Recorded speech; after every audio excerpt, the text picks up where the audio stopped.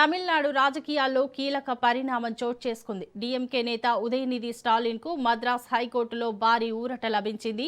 CM Vijay నటి త్రిషపై చేసిన వ్యాఖ్యల కేసులో అరెస్టైన ఉదయనిధికి కోర్టు బెయిల్ మంజూరు చేసింది. బెయిల్ ప్రక్రియ పూర్తయిన వెంటనే ఆయనను విడుదల చేయాలని అధికారులు ఆదేశించారు.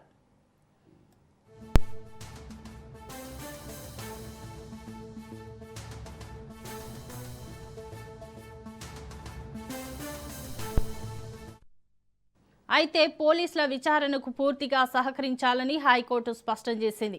ఎఫ్ఐఆర్ నమోదైన నేపథ్యంలో చట్ట ప్రకారం విచారణ కొనసాగిస్తున్నామని పోలీసులు తెలిపారు. విచారణ అనంతరం విడుదల చేస్తామని వెల్లడించారు.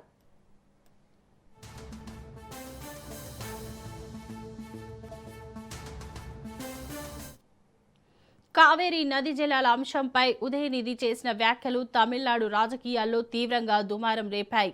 విజయ్ ప్రభుత్వంపై విమర్శలు చేస్తూ ఆయన చేసిన వ్యాఖ్యల సమయంలో కొందరు కార్యకర్తలు నినాదాలు చేయగా, అదే సమయంలో నటి త్రిషను ఉద్దేశించినట్లుగా భావించిన వ్యాఖ్యలపై వివాదం చెలరేగింది.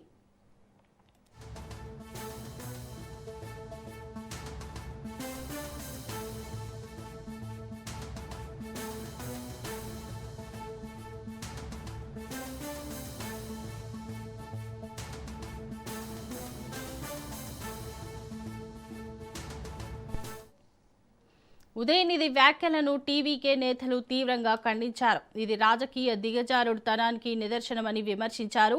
టీవీకే పార్టీ జాతీయ మహిళా కమిషన్కు ఫిర్యాదు చేసి ఉదయనిధి బేషరతుగా క్షమాపణలు చెప్పాలని డిమాండ్ చేసింది. ఇక డీఎంకే, టీవీకే శ్రేణుల మధ్య వివాదం మరింత ముదురుతోంది. ఉదయనిధి ఇంటి వద్ద విజయ్ మద్దతుదారుల ఆందోళన ఇరు వర్గాల మధ్య ఘర్షణ ఉద్రిక్తతకు దారితీసింది.